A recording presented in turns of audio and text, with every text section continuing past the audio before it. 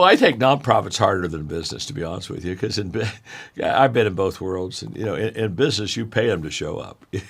Right, Hey, I was a pastor for 25 years. When they came to my church, they had to give money. Right. I've always said it's harder to get a volunteer to give money than it is to pay somebody to show up. So, in being facetious, in a nonprofit world, I will tell you this: you cannot succeed without finding the people. Yeah.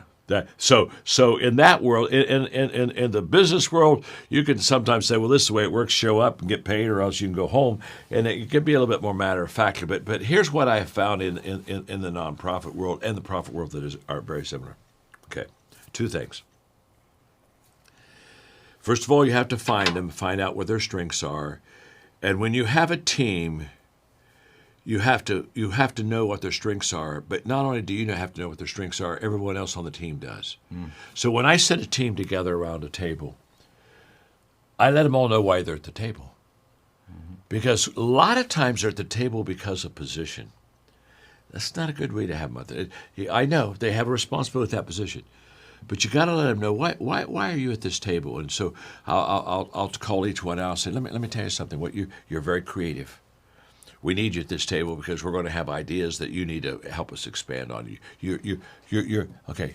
The reason you're at this table is you are a total do-it person. Once you understand, and once you let each team member know when they know why they're at the table, now they have an appreciation for each other. Right. Huge. Because they're not looking over and saying, well, what's Joe doing here anyway? Right. Well, Joe's over here because he got a position. Well, that isn't enough. You got so first of all, help your team know why they are where they are, and it gives them a sense of identity, and it also has a sense of appreciation for the team. That's the second thing is huge, in profit and nonprofit both, is upfront expectations. I think this was a big miss for me when I was a young leader. I was relationally real strong, and so I thought I'll get people to relationally connect with me, and if they like me, then they'll follow me. And I found that there was some truth in that. But I also found that that there were some things that I learned the hard way, and what I learned the hard way is leadership's hard. And so Building teams is hard. That's exactly. Right. So if I'm wanting you to like me all the time, I've often said, if you really need people, you can't lead them.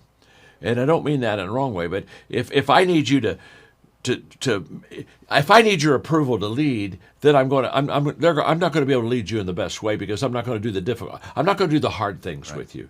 So upfront expectations. What I tell people all the time is when they join the team, one of the first things I say is, now I want you to understand, we're going to have some tough conversations. So let's just right now talk about it, okay? And they'll say, what do you mean by tough conversations? We're going to have conversations you don't want to hear. I'm going to have conversations I don't want to even give to you. Yeah. But this is all. But I want you to know right now, the day you're on the team, oh, happy day, I'm a Buckeye, the whole deal, whatever. I just want you to know, we're going to have big boy, big girl conversations. And when we have them, I want you to know it's natural, it's common, it's right. And I'm not picking on you, but I care for you too much to let you stay the same. And that's a great phrase. I care for you too much to let you stay the same.